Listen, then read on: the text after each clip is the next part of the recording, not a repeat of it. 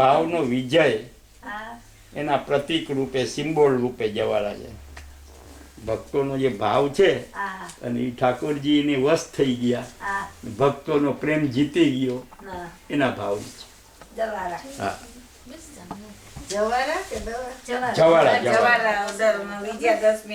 હા, મર્યાદા માર્ગમાં રાવણને મારીને રામચંદ્રજી વિજય કર્યો ને એ ભાવ છે, અને પુષ્ટિ માર્ગમાં આ છે. ચાલો હવે જે સબ્જેક્ટ લેવો એ લેવો.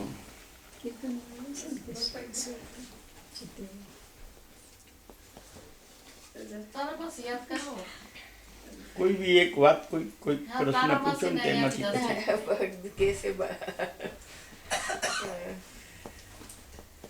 ચાલો મન પ્રબોધનું જ ઉપરથી આમ એકદમ ઊંડાણમાં નહીં જાઉં, કારણ કે એ ઊંડાણનું અમુક લોકોને માટે જ છે, બધાને માટે નથી.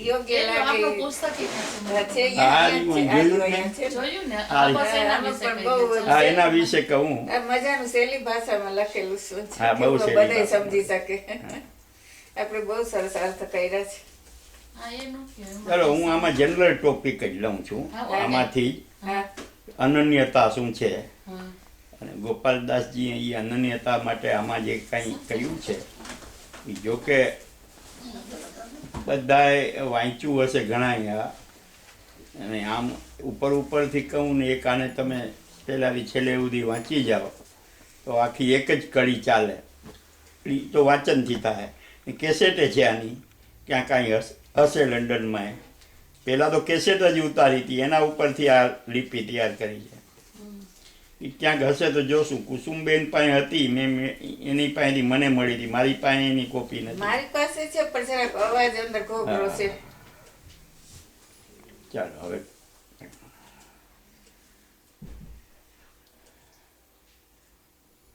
પ્રાકૃત ધર્માનાશ્રયમ અપ્રાકૃત નિખિલ ધર્મ રૂપમિતિ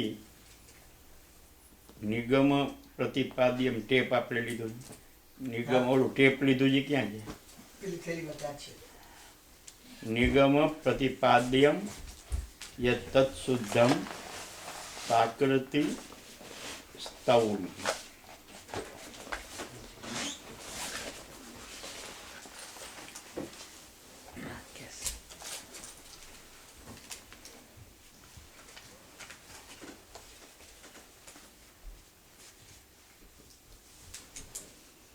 આજે બહુ જ આનંદનો વિષય છે કે આપણે સૌ ભેગા થઈને થોડીક વારને માટે આધિ વ્યાધિને ઉપાધિને એક બાજુ મૂકી અને ભગવદ્ ગુણગાન, ભગવદ્ ચર્ચા કરવા આપણે સમય પ્રાપ્ત થયો, આપણને મળ્યો. આજે મારે ખાસ કહેવાનું છે કે આપણને બે વસ્તુ સમજવાની રહે છે સંપ્રદાયમાં. માર્ગમાં આગળ વધવા માટે બે વસ્તુ સમજવાની રહે છે.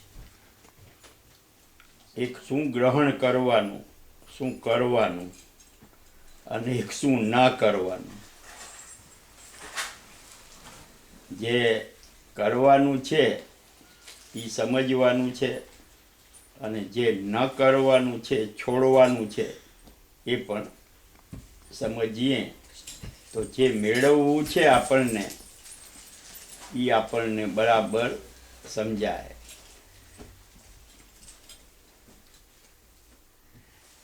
તો ત્રણ વસ્તુ છોડવાની કઈ છે.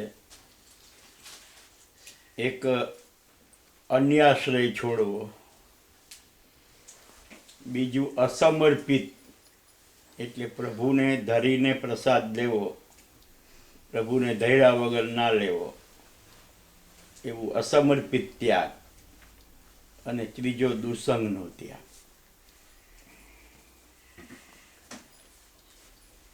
આ ત્રણ વસ્તુ બતાવી આપણને, અને એની સામે પોઝિટિવ બતાવી. આ ત્રણ વસ્તુ નેગેટિવ છે, જેને આપણે છોડવી એ નેગેટિવ છે, અને જેને આપણે એક્સેપ્ટ કરીને જીવનમાં લાવવી છે એ પોઝિટિવ છે. તો પોઝિટિવ એની સામે જોઈએ તો કૃષ્ણનો અનન્ય આશ્રય એટલે કેવળ એનો જ આશ્રય, એના સિવાય બીજા કોઈ દૈવી તત્વો હોય એનો આશ્રય નહીં, અને કેવળ કૃષ્ણનો આશ્રય એ અનન્ય આશ્રય કહેવાય ને. અને અનન્ય આશ્રય થઈ જાય તો અન્યનો આશ્રય આફેડો છૂટી જાય. જેમ કે મારે સંગીત શીખવું છે,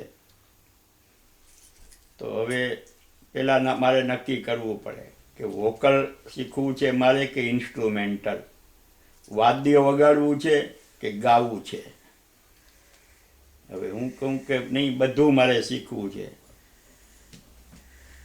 તો master of none Jack of all જેવું થઈ જાય. થોડું થોડું બધું આવડી જાય પણ એકેની અંદર માસ્ટરી ના આવે. આ તો એક બીજા સબ્જેક્ટમાં પણ એવું છે. એવી જ રીતે ધર્મ અને ભક્તિના માર્ગ ઉપર ચાલવા માટે એક વે આપણે ફિક્સ કરવો પડે. વે ફિક્સ ના થાય ત્યાં સુધી એકદમ સ્મૂથલી આપણે માર્ગ ઉપર ચાલી નથી શકતા.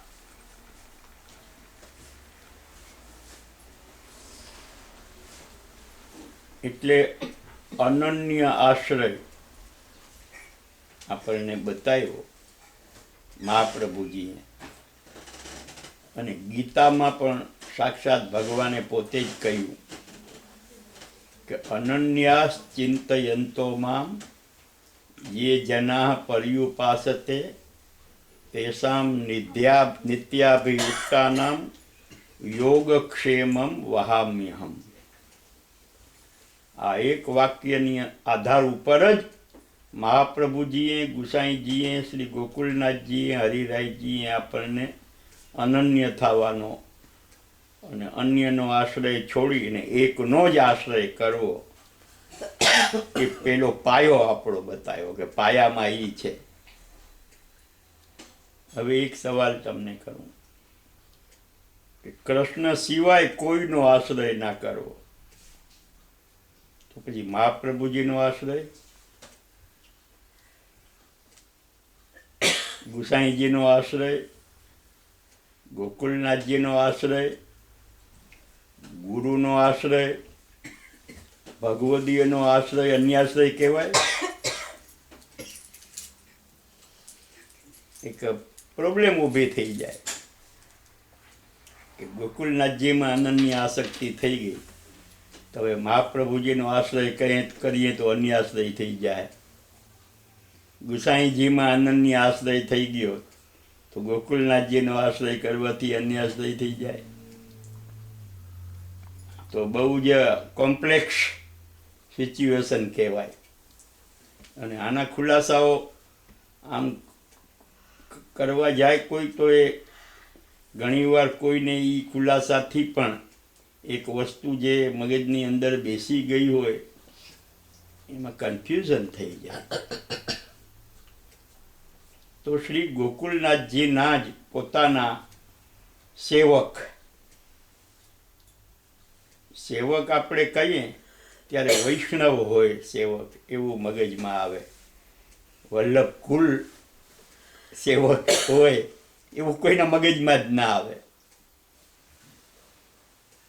પરંતુ ગોકુલનાથજીના સેવક શ્રી હરિરાયજી, જેમણે શિક્ષાપત્રની રચના કરી, એમણે આ બાબતનો કે આ અનન્યાશ્રયનો મતલબ એવો કોઈ લઈ લઈએ કે કૃષ્ણનો અનન્યાશ્રય તો મહાપ્રભુજીનો કર્યો તો અન્યાશ્રય થઈ ગયો, મહાપ્રભુજીનો આશ્રય કર્યો અને ગોકુલનાથજીનો કર્યો તો એ મહાપ્રભુજીના કમ્પેરિઝનમાં અન્યાશ્રય થઈ ગયો, અને શ્રી ગોકુલનાથજીમાં અનન્ય આશ્રય થયો તો ગુસાઈજી મહાપ્રભુજીનો યા કૃષ્ણનો ઈવન આશ્રય પણ અન્યાશ્રય થઈ જાય. આવું ઘણાય માની પણ લીધું છે અને એ રીતે જ વિચારે છે, એ રીતે જ ચાલે છે. તો આ પ્રોબ્લેમનો સોલ્યુશન આપણને શ્રી હરિરાયજી આપે છે. અને એ હરિરાયજી આપે છે કે તત્સંબંધીસુ તદભાવ, તત્સંબંધીસુ તદભાવ, તદ્ભિન્નેષુ વિરોધત, ઉદાસીને તુ સમતા, પુષ્ટિ માર્ગ સકથ્યતે. વોટ ઇઝ પુષ્ટિ માર્ગ? તો કે ધીસ ઇઝ પુષ્ટિ માર્ગ. પુષ્ટિ માર્ગ સકથ્યતે. એવા એમણે 20 શ્લોકો રચ્યા છે. એનો આ શ્લોક છે. અને શ્રી ગોકુલનાથજીની કૃપાથી જ એમનામાં પુષ્ટિ માર્ગનો જે ગૂઢ એક ઇન્સાઇટ પેદા એ થઈ હોય તો એ કૃપાથી જ થાય છે. અને એ ગોકુલનાથજીના ઉપદેશના આધાર ઉપર એમની સોબતમાં રહીને જે શીખા હરિરાયજી એના આધાર ઉપર આ શ્લોક રચ્યો છે. એ જે મેં એમના શ્લોક કહ્યો એનો અર્થ એ થાય છે કે જેનામાં આપણી અનન્યતા છે એના સંબંધવાળી જે વસ્તુ હોય એના સંબંધવાળી વસ્તુ એમાં એના જેવો જ ભાવ રાખો. તત્સંબંધીસુ તદભાવ, એનો લીલા પરિકર કયો કે એમનો જે એમની લિંકમાં ચાલતો જે પરિકર છે એમાં એવો જ ભાવ રાખવો, એમાં ભેદભાવ નહીં રાખવો કે આ ઊંચો ને આ નીચો ને એવા ભેદભાવ નથી. તદ ભિન્ને શું વિરોધ હતો, એનાથી તદ્દન ભિન્ન હોય, જુદું જ હોય, ડિફરન્ટ હોય સાવ. જેમ કે આપણે હિન્દુ ધર્મ છે અને એક ક્રિશ્ચિયાનિટીનો ધર્મ છે, રિલિજન, તો એ ડિફરન્ટ છે. હવે આપણી બધાનું મિક્સિંગ ના કરી શકીએ, એ અલગ છે. પરંતુ એક મર્યાદી થઈ ગયો હોય પુષ્ટિ માર્ગમાં અને એક બિચારો મર્યાદી નથી થયો, એ તો એકબીજાને પોતાના માની શકે કે નહીં, હું એ કહેવા માંગુ છું. ભલે ઓછો હોય જાણકાર, મર્યાદી વધારે જાણકાર હોય, ઓલો ઓછા આચારનું પાલન કરતો હોય, મર્યાદી એકદમ કડક આચારનું પાલન કરતો હોય. પણ મહાપ્રભુજીના સંબંધમાં તો બે આવ્યા કે નહીં? તો બીજી વસ્તુ એ કે જે ભેદ જે છે, આ મહાપ્રભુજીના સેવક, આ ગુસાઈજીના સેવક, આ ગોકુલનાથજીના સેવક, ભેદ તો આવ્યો, ડિફરન્ટ આવ્યો ને કે નહીં? બધા મહાપ્રભુજીના જ કયો, ગોકુલનાથજી ગુસાઈજીના સેવક એવું બોલો જ માં, તો કોઈ કહેતું નથી ને કહીએ ના હકાય. જે ફેક્ટ છે એ તો આપણે એક્સેપ્ટ કરવી પડે ને. એટલે ચાહે ગુસાઈજીના સેવક હોય, ચાહે મહાપ્રભુજીના સેવક હોય, ચાહે ગોકુલનાથજીના સેવક હોય, ખુદ ગોકુલનાથજી આજ્ઞા કરે છે. તમને કહું છું, હવે હરિરાયજી તો તમે કયો કી તો ભલે કે ગોકુલનાથજી હું કહ્યું એ કયો, તો ખુદ ગોકુલનાથજી કહે છે.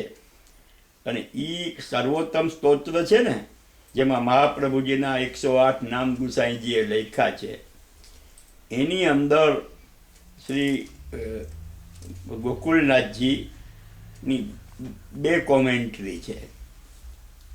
એક સ્મોલ નાની અને એક વિસ્તારથી મોટી. આપણે એને બડી ટીકા કહીએ છીએ સર્વોત્તમજીની. એક નાની ટીકા અને એક મોટી ટીકા.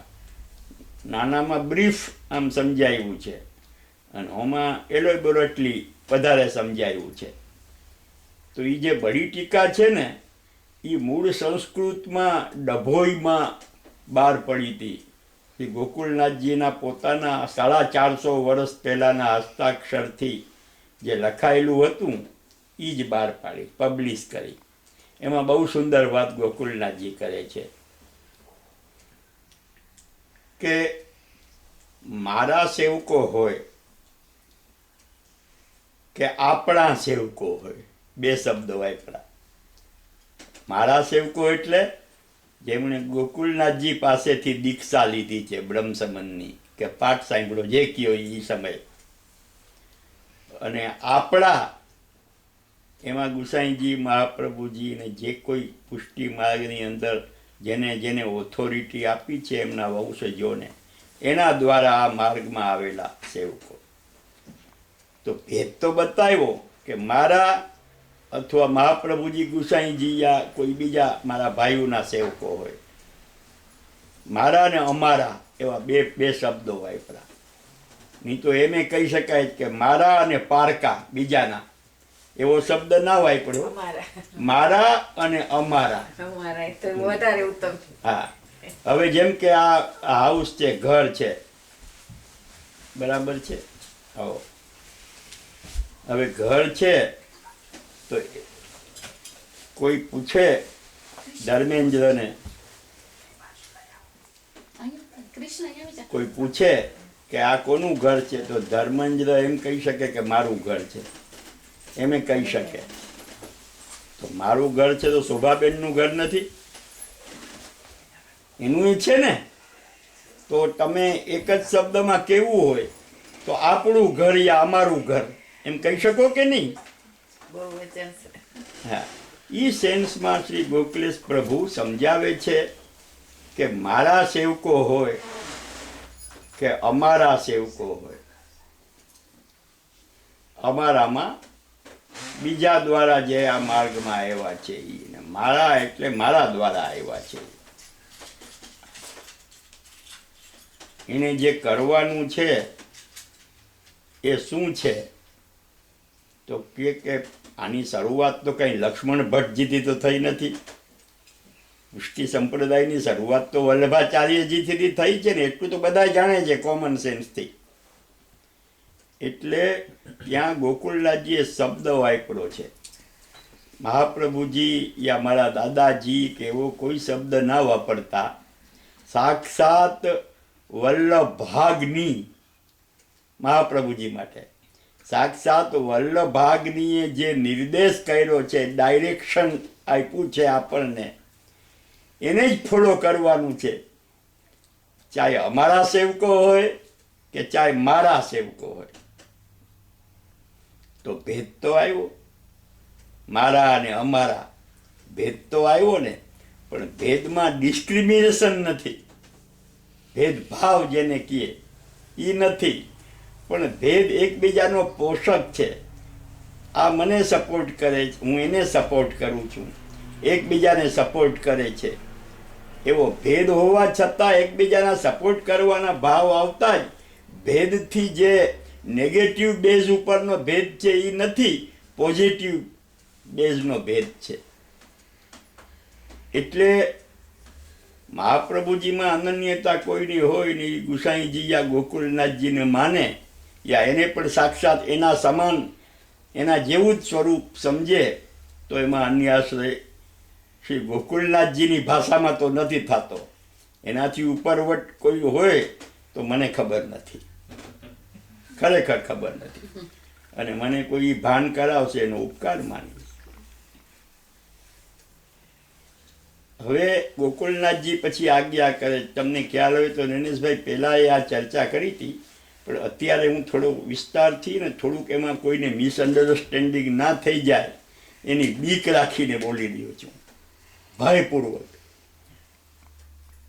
હવે એ જે ભેદ બતાવ્યો એમાં, અને એક મેં આ નવરાત્રિના પ્રોગ્રામમાં મેં જે ભેદ બતાવ્યો હતો કે ધૃતરાષ્ટ્રની દ્રષ્ટિમાં જે ભેદ હતો, કારણ કે ધૃતરાષ્ટ્રની બુદ્ધિમાં રાગ દ્વેષ ભરેલા હતા.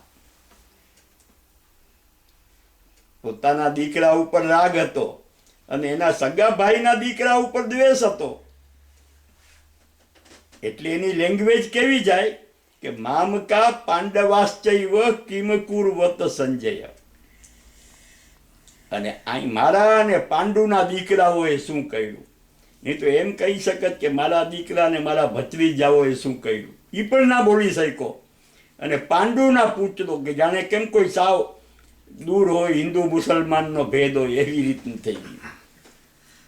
તો એક તો રાગ દ્વેષથી ભેદ ઉત્પન્ન થાય, અને એકબીજાના સપોર્ટર તરીકે ભેદ દેખાય. જેમ કે પતિ અને પત્ની બેયના સેક્સ અલગ છે ને, ભેદ તો છે જ ચોખ્ખો, પણ એ બે વચ્ચે અભેદ છે કે નહીં? ડાયવોર્સ લઈ લેતા હોય એની વાત જુદી છે, બાકી જે એકબીજાના પ્રેમને લવને મેન્ટેન કરતા હોય જિંદગી આખી, તો એ ભેદ હોવા છતાં અભેદ થયો કે નહીં? એવો ભેદ શ્રી મહાપ્રભુજી, ગુસાઈજી, ગોકુલનાથજી, હરિરાયજી અને એના સમાન જેણે ઓનેસ્ટલી પોતાના સ્વરૂપનું જ્ઞાન ભાન હોય એવા બાળકો જેટલા પણ હોય એટલા. સ્વરૂપ વિસ્મૃતિ થઈ ગઈ હોય તો હવે એની કથા બહુ લાંબી થઈ જાય, એની આપણે ચર્ચા નથી કરવી. પણ જેને પોતાના સ્વરૂપનું જ્ઞાન ભાન છે એવા બધાનો જે ભેદ છે એ ભેદ ડિસ્ક્રિમિનેશન કહી શકાય એવો ભેદ નથી, પણ એમાં રહેલા અભેદનો એન્જોય કરવાનો ભેદ છે. એટલે વેરાયટી છે આ. એટલે ઈશ્વરનો ટાર્ગેટ જે છે એ જગત ઉત્પન્ન કર્યું એમાં વિવિધતા છે. અનેક ધર્મો, અનેક જાતિ, ચાહે વૃક્ષ હોય તો એ અનેક પ્રકારના, પક્ષીઓ હોય તો એ અનેક પ્રકારના, પશુઓ હોય તો એ અનેક પ્રકારના, પતંગિયા, કીટ વગેરે એમાં પણ અનેક વેરાયટી. એમ જુદી જુદી વેરાયટી છે. એ વેરાયટીમાં એકબીજા સાથે મેચિંગ થાય એવી જે વેરાયટી છે ને, એ વેરાયટી એક સૂત્રમાં બંધાય છે.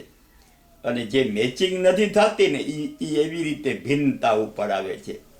એમાં રાગ દ્વેષ સહજ આવી શકે છે, પણ આની અંદર રાગ દ્વેષ આવે તો એ નેચરલ ના કહેવાય, પણ નોર્મલ ના કહેવાય, પણ એબ નોર્મલ કહેવાય. આ મારી અલ્પમતીથી હું માનું છું. અને એવી એબનોર્મલિટીથી જે ભેદ થઈ ગયા છે એની અંદર હેટ્રેસ, ઘૃણાનો ભાવ કે હું ઊંચો ને આ નીચા, એવા જાતના ભાવ આવી જાય છે. એટલે હકીકતમાં શું છે કે ભગવાને જગત વિવિધતાવાળું બનાવ્યું અને આપણે એમાં વિષમતા ઉત્પન્ન કરી. વિષમતા એટલે આ ઊંચો, આ નીચો, આ કાયડો, આ ધોરિયો, આ હિન્દુ, આ મુસલમાન. ચાલો એ વિવિધતાની દ્રષ્ટિએ આ બધાને જોઈએ તો કોઈ લડાઈ નથી, કોઈ એકબીજાને ખૂંચે એમ નથી. પણ જેવી તારા કરતા હું ઊંચો ને ઓલો કે ના તારા કરતા હું ઊંચો, તું કાયડો હું રૂપાળો, આવા બધાય વિષમતાના ભેદ જ્યાં આવે છે ત્યાંથી આનંદનો તિરોધાન થાય છે, સુખનો નાશ થાય છે. એટલે આપણા આચાર્યોએ તો આનંદ